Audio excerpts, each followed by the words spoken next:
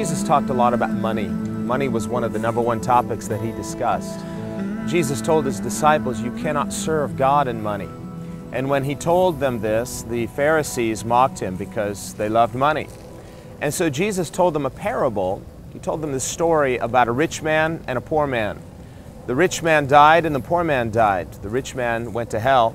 The poor man went to Abraham's arms, Abraham's bosom, which speaks of heaven. And the rich man was in torment, and he cried out to Father Abraham, which tells you he was a son of Abraham. He was an Israelite. And he said, send Lazarus to dip his finger in water and cool my tongue. And Abraham said it was impossible because there was a gulf between the two of them. Jesus tells this story to illustrate the contrast between those who live just simply with a self-focus, those who live for the material enjoyment of the material universe, versus those who live for something else. Lazarus represents the person who couldn't indulge. He couldn't satisfy any hope in this material world. And so he presumably would have had to put his hope somewhere else.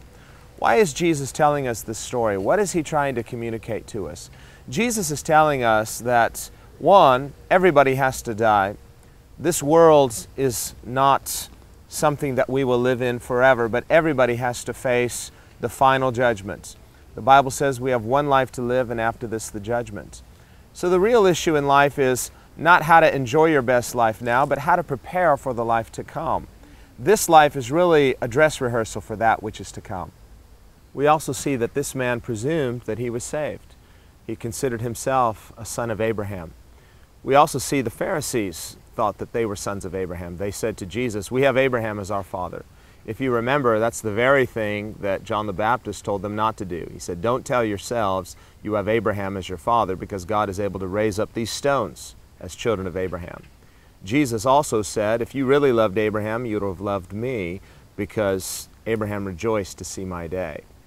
But this man calls upon Abraham. He calls him Father, Father Abraham, which to a Jewish person meant that he was a son of the covenant. He assumed that he was saved, and yet he finds himself in torment in these flames. What went wrong? Why is he there instead of with Abraham?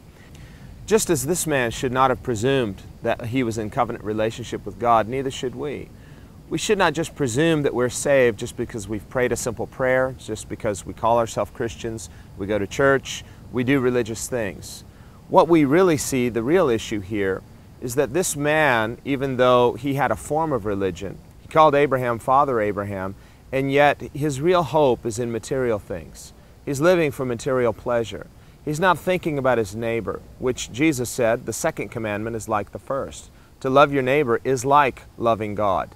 So if we say we love God, but we just ignore our neighbor, this was a sin of neglect, a sin of omission.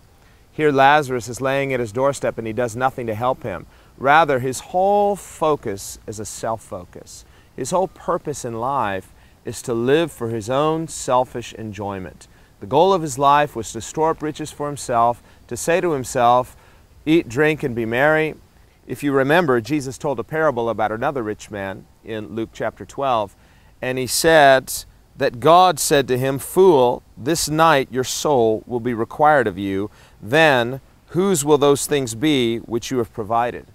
And so Jesus warns us. He says, don't just think about your material enjoyment in this life. We need to prepare for the life to come.